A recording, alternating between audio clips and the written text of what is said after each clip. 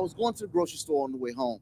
This man, older gentleman, cut me off with his grocery basket, no signal light or anything. And I said, "Excuse me, sir." And this man said something, y'all, that will forever change my life. He looked at me and said, "Sure." I just tried to spar with you. You said sure. And instantly my attitude changed. I got peace from that one word. And then the Lord spoke to me, "Maybe, Jason, you need to take sure into your marriage. If your marriage is going to change, somebody has to start it. Somebody's got to be Jesus in the marriage and get up on the cross and die even when you didn't do nothing." So I walked in the house like, yes, I'm going to be Jesus in my marriage. So y'all, I walked in the house, I'm like, "Hey, darling, it's a beautiful day. How was your day?" She's like, "I'm exhausted. Look, I already started dinner. Can you finish it and clean the kitchen and finish cleaning the garage like you said you were going to do 2 weeks ago?" I looked at that woman and said, "Sure." So next day, I go in the house. "So wonderful day, darling. How was your day?" "Exhausting again. Can you finish cooking, clean the kitchen?" And I started rearranging the furniture in the living room. "Can you do it for me, please?" "Sure." Then she noticed that I was saying sure. And when she noticed that I was saying sure, I noticed that she noticed, and that she was, as I said sure, her honey-do list increased.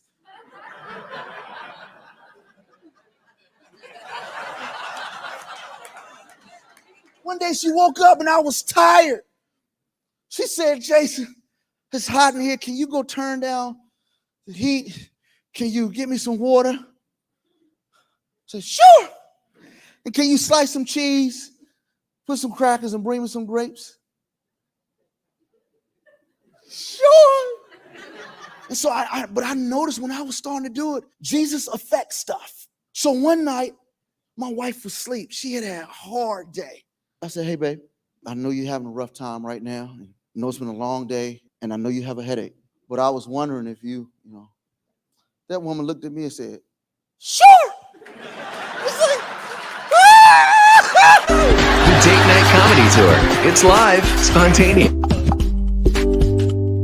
Hey, you guys, I'm Venus Monique from the hit crime drama Vindication, and you guys should definitely make sure you're catching Maurice Brown Show on Roku TV.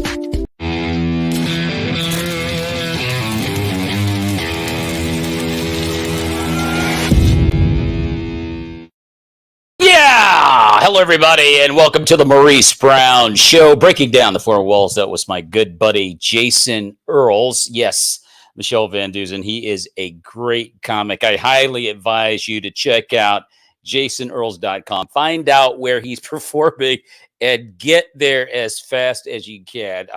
Very, very funny guy. And it coincides with what we're talking about as we discuss Song of Solomon and what is the right way to view sex. Well, it's God's way, of course, and you can only find that in the Bible, in Song of Solomon. And we're going to kick this thing off with, all the way down from Oklahoma, Michele VanDusen. Michele, how are you? I'm good. How are you doing? I am doing great. Do you put your husband up on that cross? Do you get him up there good and you know, comfy and sturdy and so forth? No, actually, he's got a broken ankle right now, so he's up on the couch just chilling out. So he is comfy, absolutely. Broken ankle, so you have started to get him ready for the cross. I'm only kidding. Michele, I'm just kidding. So that is great news that your husband is recuperating. I'm glad to hear that. Yeah. Yes. So let's keep it rolling. We're going to go down to Pompano Beach, Florida, and bring out our good buddy, comedian Felicia Frazier. Fifi, what's going on? How are you? Hey, Maurice. Hey, Michele. How are you? Hey, Maurice. I'm doing good. I'm recovering, actually. Okay. Not from anything to do with my husband. It was Oh Okay. a hurricane day today. Yes. That's what we call them when there's a tropical storm or a hurricane that all of a sudden decides to come on the coast of Florida, and then they cancel school without giving us a notice. So I've been home all day trying to come up with activities for my two children. Goodness. Yes, ma'am. And okay, you've had quite an eventful day, is what it sounds like to me, Fifi. And it sounds like you may want to get another cross built beside your husband for the both of you. Thanks so much for being on the show. Let's go out to Tennessee and bring out our good buddy, Christy Conder. Christy, what's going on? Not much. You okay, Fifi, for the hurricane? What is it? Hurricane, what was her? Nicole? It's the hurricane. Yeah, Hurricane Nicole. I don't know. She's like she's here now. Actually, I wasn't able to catch her when she stopped by my house directly, but she's out here. It's like something, I remember, a girlfriend in middle school that was like Hurricane Nicole. I mean, but Yeah. Well, Fifi, you guys get hurricanes all the time. You can't even keep up with the name. You don't know if it was Nicole or, I had no idea. Harvey. I mean, my gosh. But I'm glad you're okay. Let's go out to Kentucky, out in Bowling Green, and bring out our good buddy, June Colson. What's up, June? How are you? She's on mute. Try your. There it is. Look.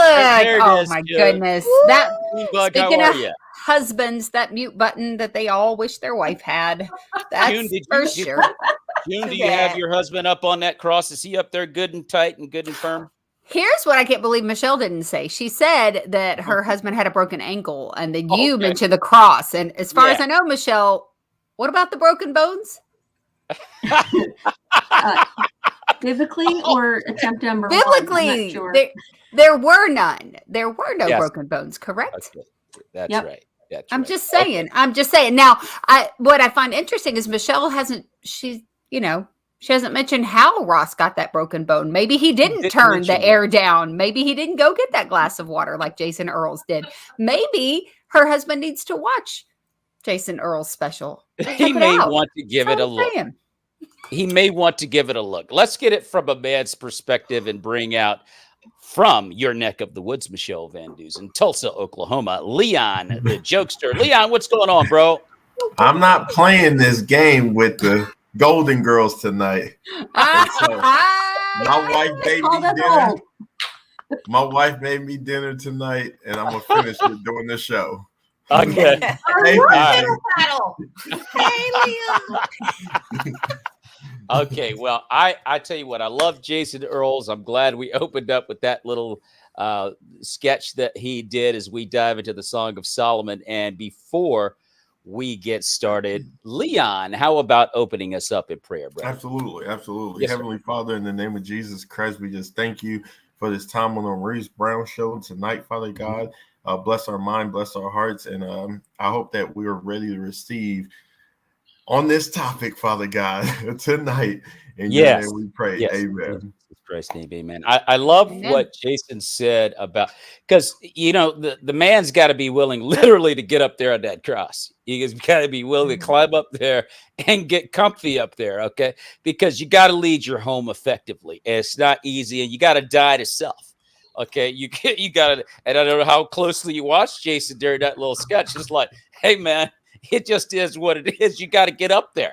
And a lot of men in our society today, they don't want to do that. We went over, and I'm not trying to trash the guys, us guys. I say us guys, but a lot of the ills, and Michele VanDusen, you had somewhat of a bone to pick with that. Then you came around and you kind of got it. And that is, men have to lead their homes effectively. They've got to set the tone. They've got to set the tempo. And I mentioned, pornography, big problem in the church today as we talk about Song of Solomon. 90% of men are addicted to pornography. So we're going to start out, and I'm not going to go back over verses 1 through 8. We're going to just jump, because Fifi, we're going to get done with this chapter, Fifi.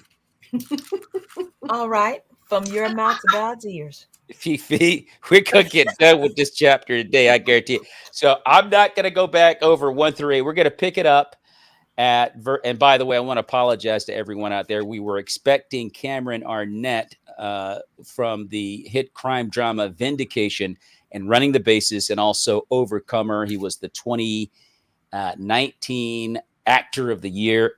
Schedules kind of got crossed up, so we hope to have him next Monday night alongside Todd Terry, who is also the lead actor on Vindication, and he's also in Running the Bases, a hit faith-based summer film. So they're going to be with us next Monday. So I apologize that Cameron could be with us tonight. So let's go to verses. I would say too, really quick, that if you have not rented Running the Bases, I highly recommend it. I rented it the other night, watched it while I was doing some work in the house, and really, really enjoyed the movie. Just some amazing, great, talented actors in that film. So I say, check it out. Check it out. Well, and we've got some good buddies that are in that film. Gigi Orsillo, who was in Sleeper Agent with Leland Clausen, is also in that film. Of course, Todd Cameron also. And we had Maggie Jenny on last week, who's also in Running the Bases. So, yeah, check it out. And it's still actually, I don't know if this is a fact or not, but it may even still be in a few select theaters. But anyway, thank you, June, for mentioning that. But we're going to go to verses 9 and 10, and we're going to get back to this cross business. And so we're going to pick it up in verse 9, where it reads, and it was such a beautiful soliloquy, quite frankly and honestly, 1 through 9. I'm going to read it anyway. Okay, you guys mind? So here we go. I am a rose of Sharon, a lily of the valleys, and this is a representation of Jesus Christ, the purity, the highest purity of love. Verse 2, like a lily among thorns is my darling among the young women. Like an apple tree among the trees of the forest is my beloved among the young men. I delight to sit in his shade, and his fruit is sweet to my taste. Let him lead to the banquet hall, and let his banner over me be love. Strengthen me with raisins, refresh me with apples, for I am faint with love. His left arm is under my head, and his right arm embraces me. Daughters of Jerusalem, I charge you by the gazelles of the field. Beautiful, beautiful commentary. By the gazelles and the does of the field, do not arouse or awaken love until it so desires. Listen, my beloved. Look, here he comes, leaping across the mountains, bounding over the hills. That's a superhero if I've ever heard one. My beloved is like a gazelle or a young stag. Look, there he stands behind our wall, gazing through the windows, peering through the lattice. My beloved spoke and said to me, arise, my darling, my beautiful one, come with me. I'm going to tell you something right now. One of the biggest problems that men have is they don't know where the heck they're going. You know what I'm saying? Like, hey, babe, come with me, babe. Well, where are we going to go? I don't know, babe, but just come with me. It's going to be all good. It's kind of the approach that a lot of men have. And we're going to have a lot of kids and we'll figure it out. You know, it'll be okay. No, that's not what that passage is saying. There's nothing in that passage that I just read that the male is kind of like figuring it out as he goes. He knows what he's talking about. And the only way that a man can know what he's talking about is to have a right relationship with God through Jesus Christ. Right. Okay. And I don't want to get on my soapbox because I'm one of those victims. And so it's like you get into this thing and then you got these kids and then you got to show them how to get this thing done right because you didn't do it right. So I'm going to tell you how to do this because prayerfully you've been studying the Word of God long enough where you can pass on the right information to your kids and that will stop, you know, this process of not really being prepared. Not really being ready. And nobody's perfect. Nobody's going to dot every I and cross every T. Nobody's, you know, proposing that. I'm not proposing that. But I'm just saying there's got to be a certain level of intentionality to know the Lord. And it's like got to be authentic. It's got to be genuine. it's got to be like a daily walk. Like, Lord, we're going to walk through this day together. And I might slip up a couple of times, but I'm holding your hand all the way. You know what I mean? It's not like you get up in the morning and you go, love you, God. I'll talk to you later. And then that's it. That's your last interaction with the Lord for the rest of the day.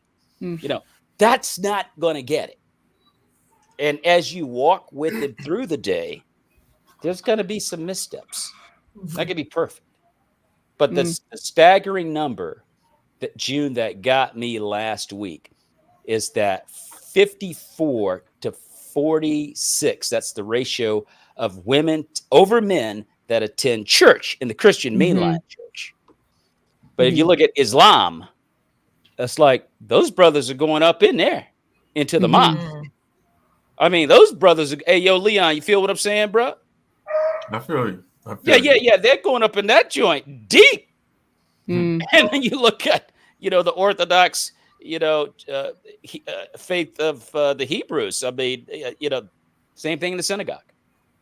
I think I was listening in as you guys were having that conversation. Maybe it was Dave that pointed out that in all of those religions, that the men, it is by works and not by faith, and so, we serve a God who it is by faith. And, and our faith is what inspires the works that we do. But unfortunately, we can become very complacent because it seems like it's so easy, when you share it with somebody, how do I get saved? And you say, that believing in Jesus Christ and that he died and was raised through, and all of that, you go through all that. And a lot of times people are like, wow, that sounds way too easy. But easy for who? Right. Easy for me and you, but it wasn't easy for our God, right? Yeah. And I think that we can become very complacent, not just men, but women as well in our faith, because we don't have this checkoff list of like, I have to say this many prayers and I have to go to this place this many times and I have to do this many things or I'm going to hell. Right. Right. And so, we become complacent when you were talking about, speaking to God in the morning. I heard somebody the other day say, think about your relationship with the Lord. Then think about the amount of time that you communicate with Christ, the amount of time you spend with Christ, and apply that to any other relationship that you have. If you treated your husband like you treat God, right? Yeah. If you only talk to him once a week, or you show up at his house once a week and go, hey, what's up? Entertain me a minute. And then I'm going to go. Right. If you only spoke to him a couple times a week, or you only came to him when you needed something, or you only spoke to him when you were angry because he didn't do something you wanted him to do, how long would that friendship last? How long would that marriage last? How long would those relationships last? Yet we lean back and we sit back. And in this, what you were just reading, to me, it's about compliments, where God shows us, that they are saying beautiful and kind words to each other. Right. Describing to other people the pride that they have. And, when I speak of my husband and I tell him, man, you look nice in that outfit. I know if I get all dolled up and 10 people tell me I look pretty and my husband doesn't say a word, the only person that I caring about how I looked was him. Yeah. And then here she's saying, like you said, Maurice, you're a superhero. Look at you. Ladies, look at my man. What does that do? That builds up that relationship. That's not that complacent sitting back one time a week going, hey, how you doing? Yeah, you forgot to take the trash down. Okay, moving on. Right. Well, and number one, hopefully you're living in the same house. That's number one. I agree with everything you said, Jude. And you should holler at a brother more than once or twice. No question about that. I'm with you on that. You know what I'm saying? But look, and I remember Christy Conder. She said last week. She said, "Well, look, you know what? I love when my husband puts on a t-shirt, some jeans, some boots, and a $10 hat. Dang, I love it." Well, and that's great. That's awesome. But here's the deal, and that's awesome, Christy. You should love that. But here's the thing. Also, from a spiritual sense, from within, That's what really makes a man like Adonis. Okay. That's what really makes the man desirable when he's pressing into the kingdom. You know what I mean? And then when you throw that daggone 10-gallon head on, now you got a guy. You sit upset. That's what you got to do. But Fifi, were you going to add something? Yeah, I was just gonna. Okay. Y'all are crazy. I was gonna mention. Yeah. In verse, what was it? Verse 7. I'm looking. Hold on. Verse 7. Oh yes. Okay. In my translation, it says, Mhm. "Promise me, O women of Jerusalem, by the gazelles and wild deer, not to awaken love until the time is right."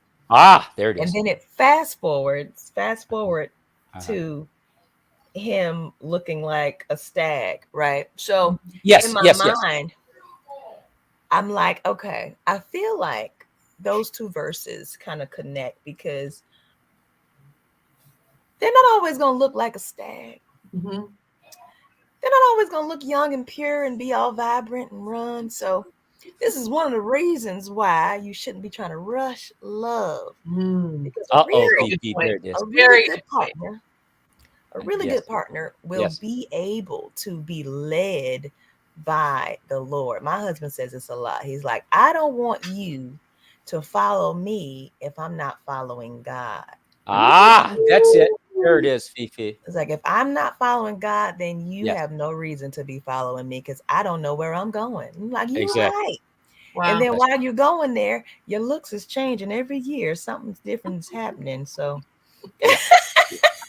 well, and I think the proper and I love the analogy that you fast forwarded to about the young stag, because I'm telling you right now, the descriptive language that the female is using here regarding her man is pretty impressive. As you get down there, my beloved is like a gazelle or a young stag. And look, there he stands behind our wall, gazing through the windows, peering through the lattice. And a couple of times she makes references to how he appears. Don't you do that, Michelle? But anyway, it does make me think that, actually. But anyway, that being said, the reality, oh my gosh, the reality is you've got to have that right relationship, which is greatly lacking in our society. We had Maggie Jenny on last week. We talked about how social media is driving the perception of sex.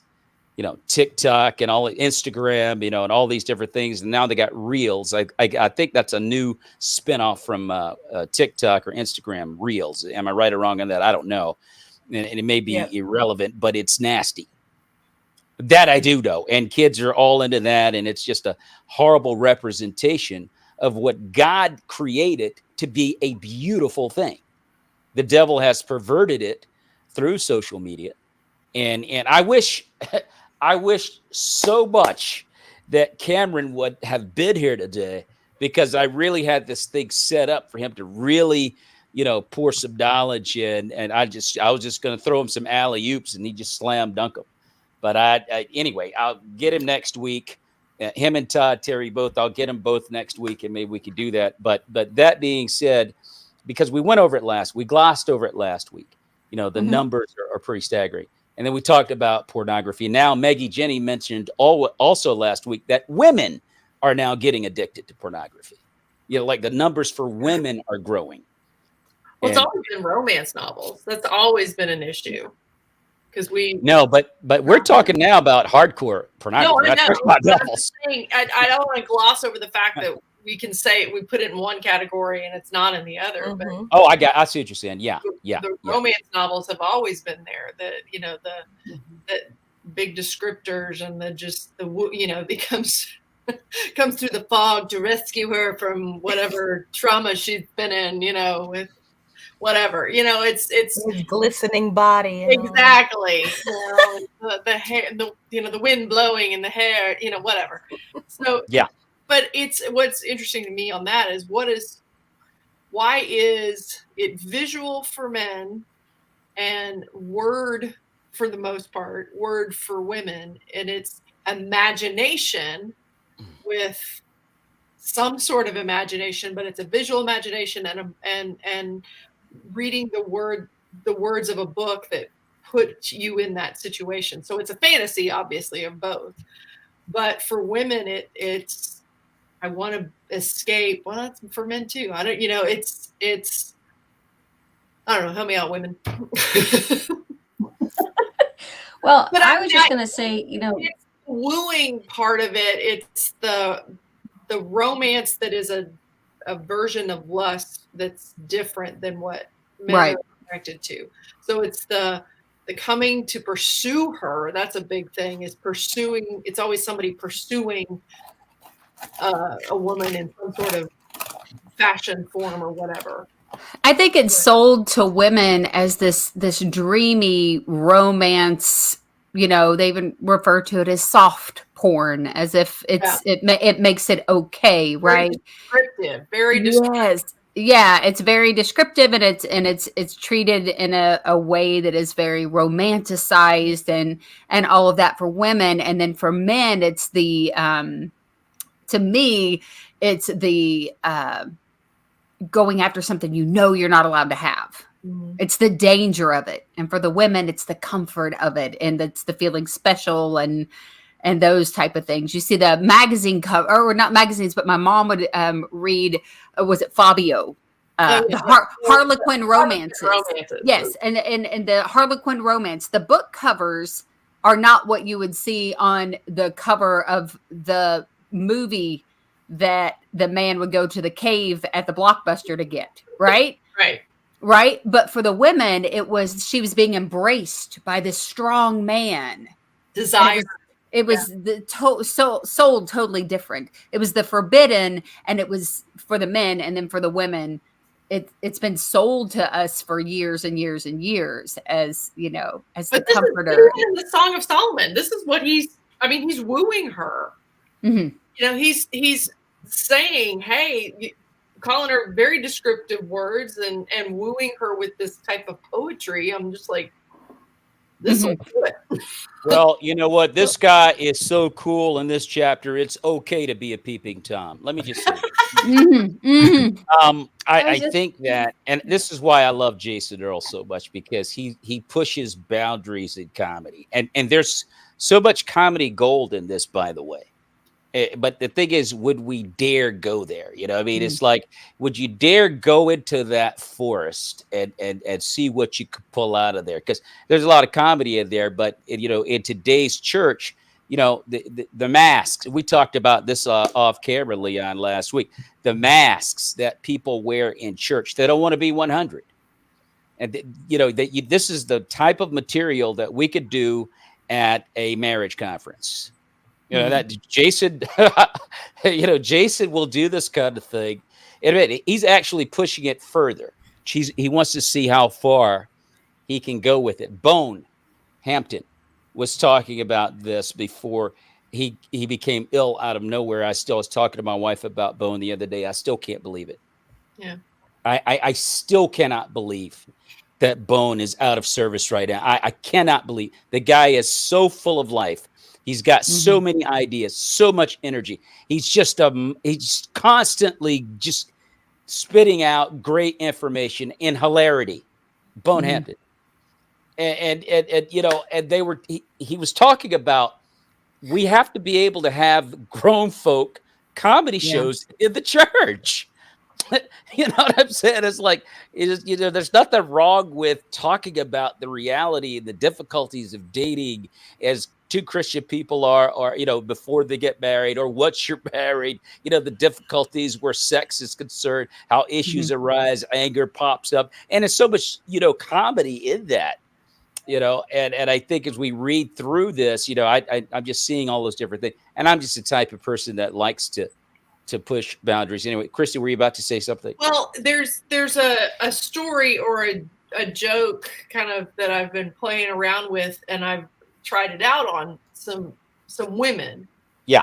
And they have all told me, you cannot tell that with men in the room. And I'm like, and I was like, but why? It's really funny. And they're like, nope.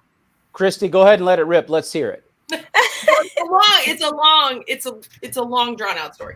but it's is there any way you can condense it? Just hit the punchline, close to the punchline, because we're Michelle all knows good at it. this. Michelle knows it, and she's like, "No, You can't. Or you have to really set it up. You have to really set it up. Or Michelle, are you saying? No, it's more the topic. It's more. Michelle, are you doing this because it takes too long to set up, or no, it's not good? It's not something that should be spoken about in mixed company. Okay. That's it. Because men are visual, women are, emotional, and it's something that women will identify with and be able to, and get. And it's just one of those things you just don't do together. Okay, now, see, wait a minute. Hold on. Wait a minute. Time out. Hold on, guys. Wait a second. Leon and the fiddle faddle. Leon started digging in the fiddle faddle. He's like, this is a good episode. Hold on. Leon, you continue with the fiddle faddles. Let me take this for a second. Now, Michelle and Christy, wait a second. Okay. Let me just say something right now. And of course, you guys are free to, develop this however you feel is appropriate. But that's what comedy is about. That part where it's like, okay, if you can't share it, then why is it funny at all? And especially if it's authentic, genuine, and true. Let everybody laugh about it. It's liberating. It's like we're all big boys. We're all, I don't know. I'm just, and I think that's where we have our issue with comedy and breaking to that next level, of responsible Christian comedy, because we're having the same issues as Frank and Betty are next door. They're just not saved, but they're married just like we are. So we could say the same stuff without throwing expletives out. Okay, my bad. Somebody wants to say something. I don't think this is that issue. I think this is one of those moments when wisdom has entered the room, and we know that the topic will probably not be one that you all will probably understand as well as you think you will. Yeah, I'll understand. Okay, we'll try. I have no problem. Leon, I'll understand. I have no problem giving you a snippet of what this topic was about. Okay, go ahead. Let it rip. I tried to make, let's just say, a bikini top out of magic shell. Did you say magic shells? Yes, magic shell ice cream topper. Gotcha. So the whole thing is that if the men in the seats are visualizing her in a certain way, then it could potentially be the thing that now they're focused on, and they're seeing her in that way, and they should not. And if it's with someone who struggles in that area, I didn't see anything. Right. So Leon's down with the whole bit. You could just do the whole bit but you can imagine how it feels, Leon. Hey, babe, we're doing a podcast. Can you step out? Family can do what they want. Well, you know what? Again, I think it's a pretty good joke. I think it's cool. I think it's a great joke. It's a hilarious visual. That's the thing, and that's what. But the women told me that I couldn't tell that. Now, see, that's where told me I couldn't tell that with their husbands sitting next to them, because in a marriage seminar thing or whatever, because the visualization of what they're going to visualize me would make them uncomfortable. So men can get away. This is my point. Going back to the point, I think men can get away with it. I don't think women can with men in the room. Right. So if a man was describing the same thing, if he said, I was trying to be cute and I did this, and now we're visualizing him doesn't affect us wearing something, then it's funny, it's quirky. But I also think, like, even last week I talked about, like, in sitcoms, it was made out as men were like the dopey, dumb guys, and the women were in control. So even in comedy, when they do something like that, it can be dopey and dumb. And as women, it could be sexualized really fast. Exactly. Really quickly. And so, I don't know. For me, though, I think that's a whole different arena. For me, it's the fact that, yes, comedy is something that we can talk about difficult subjects and we can get real in the church with some difficult subjects that you normally wouldn't be able to approach. But we are still not letting people be like Jason Earls in his last special, since he's the one who opened. I can't remember who the act was, but he said, no one in church was talking to me about sex when I was in middle school or high school in the youth group. But Belle Biv DeVoe told me all about sex. Yes, they did. And so, we've allowed the world to claim something that God created that is a beautiful and wonderful thing. And then even as Christians, we blush and go, oh, we can't talk about that. Right. I can't talk about that to my kids because that's embarrassing. And I can't talk about a sexually related issue with the women at church because that's embarrassing. And we can't, you can't go there because it's embarrassing. This whole book shows us that it's not embarrassing. It's beautiful. It is created by God. And when we approach it in the way that what he intended it for, it's a beautiful thing. And we should be talking about both what it's not intended for and what he did intend these relationships for. But we get embarrassed and we go, nope, can't talk about it. Shh. Yes. Way to bring it home, Junebug. Way to bring it home. We're going to keep going because I'm telling you, we're going to get through this chapter, Fifi. There's no question about that. We're going to pick it up. No, not at all. And because I totally agree with Junebug. Verse 11, we pick it up. We're going to go with 11 through 13. See, the winter is past. The rains are over and gone. Flowers appear on the earth. The season of singing has come. The cooing of doves is heard in our land. The fig tree. Wedding verses. What was that, Christy? Those were our wedding verses. We had those on the program. Is that right? Oh, awesome. You got to love it. And the fig tree, verse 13, forms its early fruit. The blossoming vines spread their fragrance. Arise. Come, my darling, my beautiful one. Come with me. Again, he says, come with me. And it suggests that you might know where he's going. Anyway, and so that being said, this is when you fall in love, when your darkness ends. True love and sex, you see, they go hand in hand. And what they're espousing on social media, espousing on TikTok and all these other forms of social media, completely, against what God intended. There's no true love in that. There's no true love in what they're talking about on social media. And it's also why a lot of young people, and I mentioned this on a prior show, are depressed.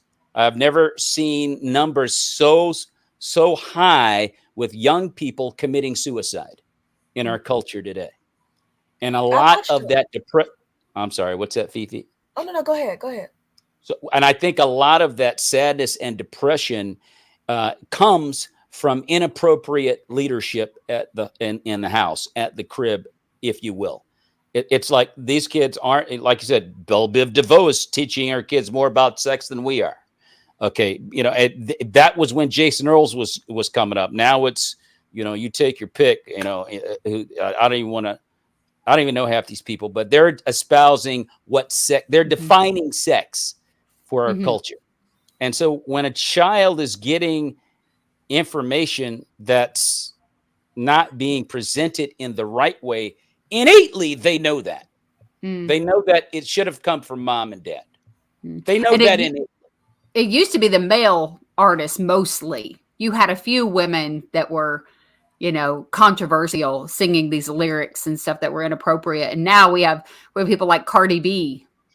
Yeah. And Cardi B sings lyrics that are unhinged. Yeah, completely unhinged, and she's being rewarded. She's given trophies, and she's on stage, and then she, and then she thanks God. But these girls are watching and following, and the church. If we're not going to talk about it, and their parents aren't going to talk about it, and this is the lyrics they're seeing and the images they're getting. And then to have an artist like that go, oh, thank you, God, for this award. I can't imagine how confusing it is right now to grow up right now. It's very confusing. And again, I think it lends itself as to why a lot of young people are depressed and sad, because they're getting all this misinformation. A lot of young people are addicted to pornography. I was talking about men. Young people are addicted to pornography. They are, I don't even know what the numbers are. I would like to find out. They are addicted, and a lot of them have been addicted before they were 10 years old. Yeah. We've seen it. I watched a podcast of, it was a group of men. It was like 4 or 5 men, and they were sitting around, and one of them said something that like stuck with me. He said that when the enemy comes in when you're young, he doesn't have to fight as hard. Oh no, great point. So Absolutely. if I distort what sex looks like while you're 5, 6, 7 years old, as you get older, I don't have to fight this battle with you as much as I would have had I come in around 18, 19, 20. Like a lot of people in our generation and generation prior. These kids are getting infiltrated earlier. So the confusion sets in a lot faster, and it's harder for them to be able to get over it, because that ism, that schism, that demonic power, whatever that is growing with them. Well, and the question, Fifi, is how are they getting access? These kids are getting access at young ages. So yeah, it's easier for the devil to go to work, but who's putting it in their hands? Adults are giving kids cell phones at 6, 7, and 8 years old. And what the real issue is, the kids that are coming from homes that, have house rules, they're still going to engage the kids that are coming from homes without them. So they're still going to see it. They're still going to find out about all the stuff that you're trying to keep them from knowing about. They're still going to know. It's almost nothing you can do about it, quite frankly and honestly. What you have to do is prepare your child to go out. And Maggie Jenny said this last week and say, oh no, I'm not into that. Genuinely from the heart, I'm not interested in that. I don't think that's good for me. Thanks. I mean, do you know how much strength and character it takes for a young kid to say that? I mean, it takes tons of character to do it, but that's what you have to hope and pray you're preparing your child to do now in this day and age, is to go out there and just say, I'm not interested. I think what June said. I know back in the 90s, you had to get permission to buy certain albums. I remember Master P, the Last Dawn album. I actually paid 2 guys that were, I think, in their 20s money to buy that album for me, because once you got to the register, then they would say, oh, parental advisory, show me your ID.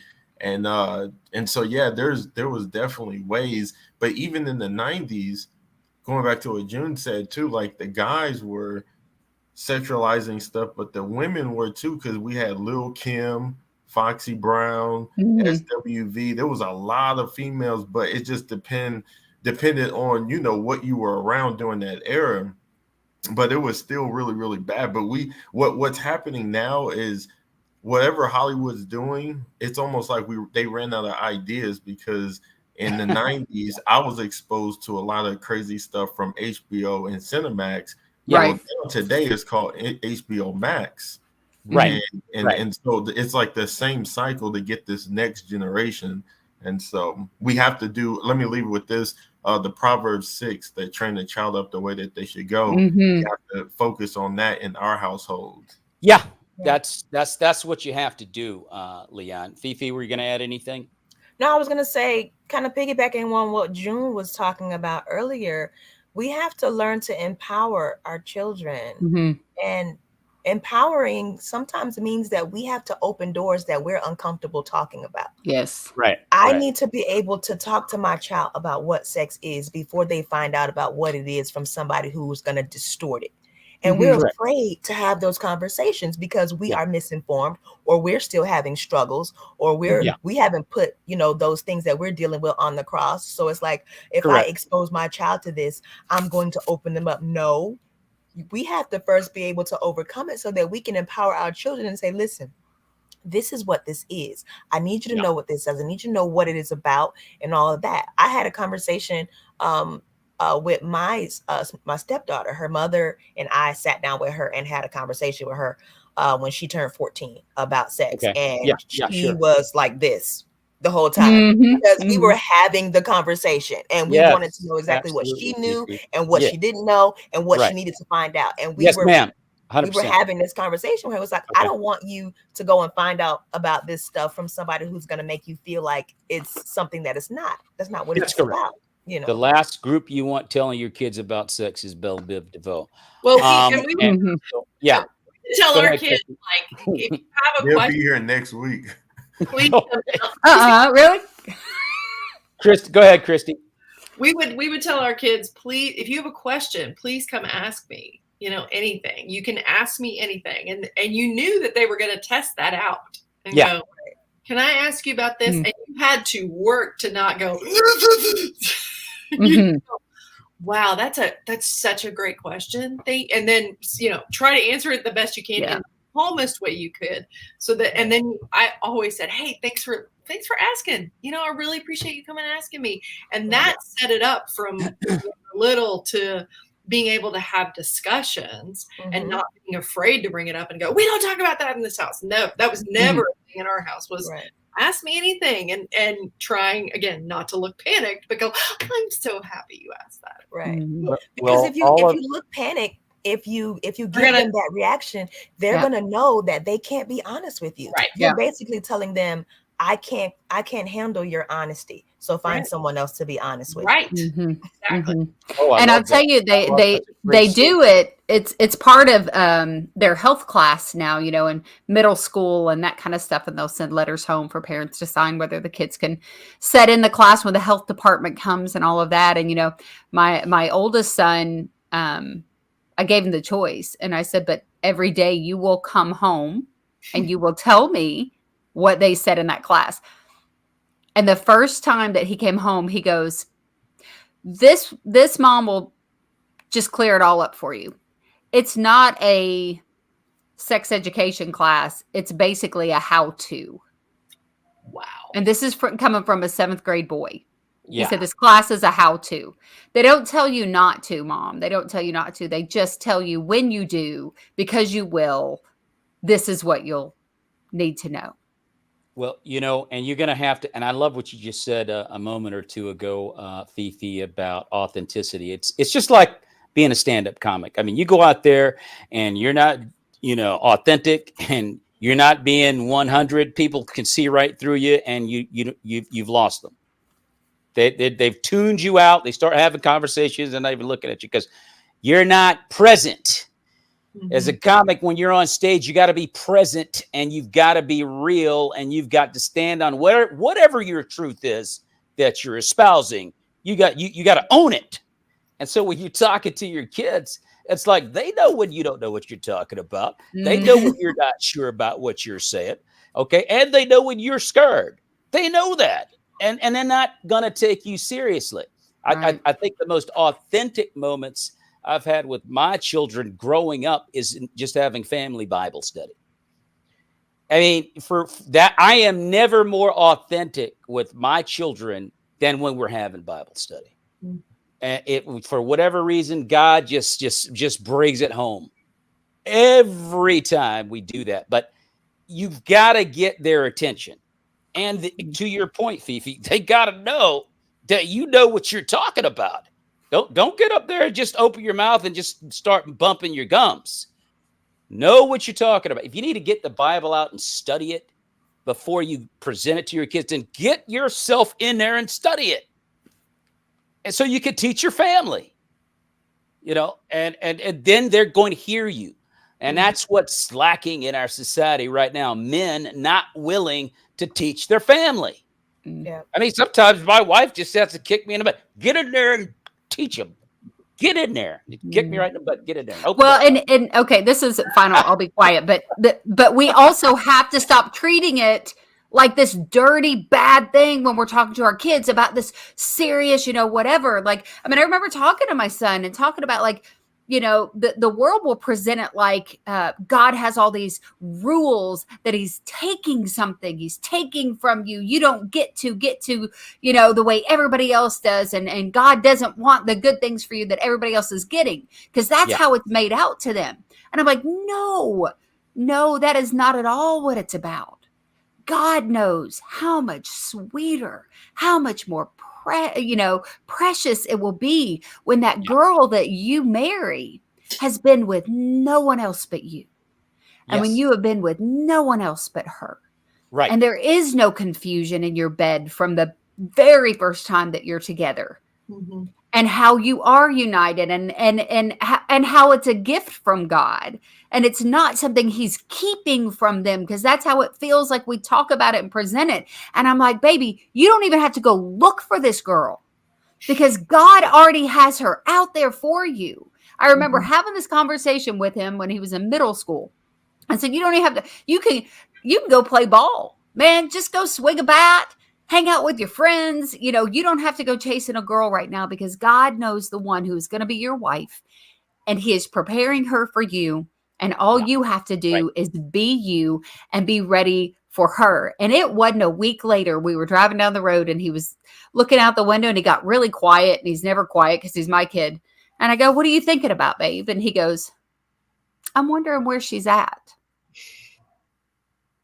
This was a week or two after we had that conversation, and he was still thinking about, where's that girl that God has for me? But in a different light than no, and God said no, and this is why it's a no. It's God said yes to something beautiful. You just have to trust him. I love it. And it definitely wasn't that girl. It wasn't Marlo Thomas. Was it? You guys remember that girl? That girl. All right. Hey guys, we're gonna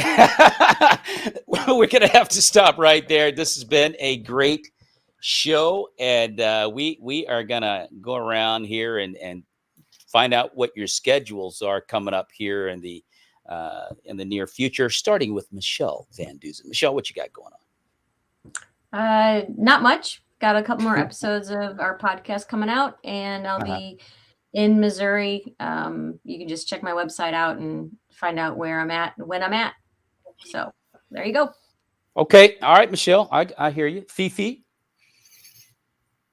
Hey, okay. So what do I have going on? I'm doing an event in Deerfield for anyone who's in South Florida on December 17th called Joy in the Park. They're going to be giving away some toys, and who's going to be there?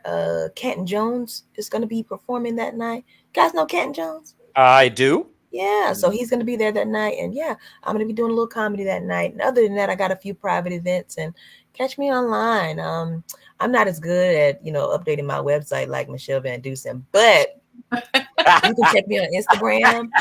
And tomorrow I'll be booked here at the house because Nicole is still going to be outside blowing everything. That daggone Nicole, I'll tell you right now.